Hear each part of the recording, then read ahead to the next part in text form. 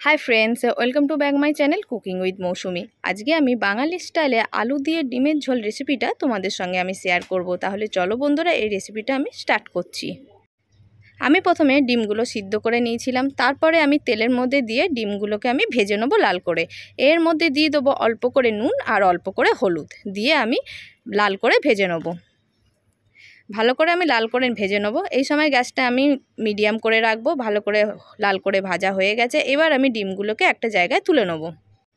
ডিমগুলো তুলে নেওয়া হয়ে গেলে ওই তেলের মধ্যে আমি তেজপাতা ফোড়ন দিয়ে আলুগুলো আমি দিয়ে দেবো। আলুগুলোকে আমি সরু সরু করে এইভাবে ডুমো ডুমো করে কেটে নিয়েছি। তার মধ্যে আমি পেঁয়াজ দিয়ে দেবো। একটা গোটা পেঁয়াজকে একটু মোটা মোটা করেই আমি কেটেছি।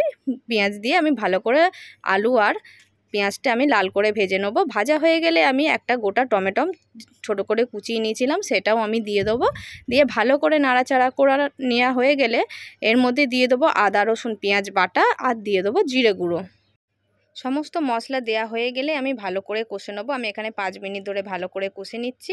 ভালো করে কষে নেওয়া হয়ে গেলে এর মধ্যে আমি দিয়ে দেবো হলুদ গুঁড়ো আর দিয়ে দেবো ঝাল লঙ্কার গুঁড়ো। দিয়ে আবারও আমি 5 মিনিট ধরে ভালো করে কষে নেব। ভালো করে কষে নেওয়া হয়ে গেলে এরপরে আমি দিয়ে দেবো জল। আমি এখানে জলটা একটু বেশি করেই দেবো, কেননা এটা আমি যেহেতু ডিমের ঝোল বানাচ্ছি তাই আমি এখানে জলটা বেশি করেই আমি দেবো। এরপরে আমি দিয়ে দেবো অল্প করে চিনি, যাতে স্বাদটা একটু আলাদা হয়, তাই আমি এখানে অল্প করে চিনি দিচ্ছি। দেওয়া হয়ে গেলে আমি একটু বেশি করে জল দিয়ে দেবো। বেশি করে জল দেওয়া হয়ে গেছে। এরপরে আমি একে একে ডিমগুলো আমি ঝোলের মধ্যে দিয়ে দেবো। দিয়ে আবারও ভালো করে নাড়াচাড়া করে নেব। যখন এই ডিমের ঝোলটা ফুটতে চালু করবে তারপরে আমি একটা জায়গা দিয়ে চাপা দিয়ে দেবো।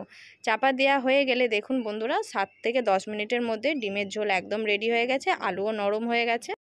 বন্ধুরা বাঙালি স্টাইলে ডিমের ঝোল একদম রেডি হয়ে গেছে। এই রেসিপিটা তোমাদের কীরকম লাগলো প্লিজ আমাকে কমেন্ট বক্সে কমেন্ট করে জানিও। তোমরা ভালো থেকো, সুস্থ থেকো।